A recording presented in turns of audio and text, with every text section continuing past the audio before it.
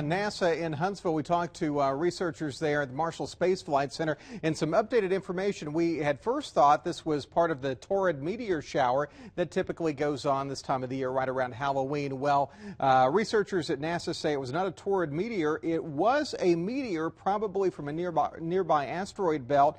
And here's kind of the interesting thing. Radar shows a number of impacts across the state of Alabama. So these are not only meteors, but because they did land on Earth, they are meteorites. So it wouldn't surprise me if you see some kind of weird things in your backyard across parts of northern Alabama. It looks like this was kind of skewed north of Interstate 20.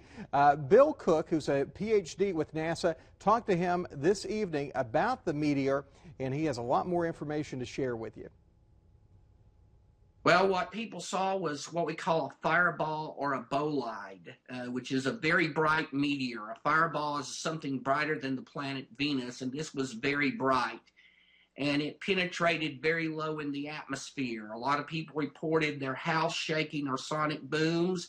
That generally occurs only if the meteor gets below 30 miles in altitude. So normally a meteor will burn up about 60 miles above your head. This one got below 30 miles, which is unusual. So this is similar to, when the space shuttle would re-enter the atmosphere, you hear the sonic boom, same kind of thing going on.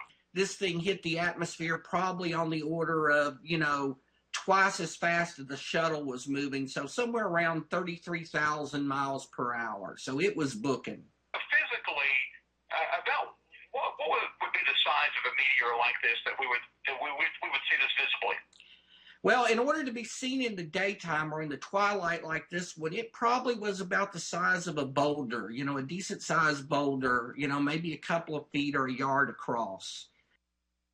NASA is still trying to figure out the precise location of where that meteorite struck, but very interesting. It is something that you do not see every day. In the meantime, there's still the torrid meteor shower that's happening right now, and the best advice from Dr. Cook over the next several days: at night, we're going to have some clear nights too. Kind of get on the sleeping bag and look up at the sky, and you'll see plenty of action. These things typically fire up around Halloween every year. Back in a few minutes, and we'll check out the weather here on Earth and not the space weather. We'll see in just a bit.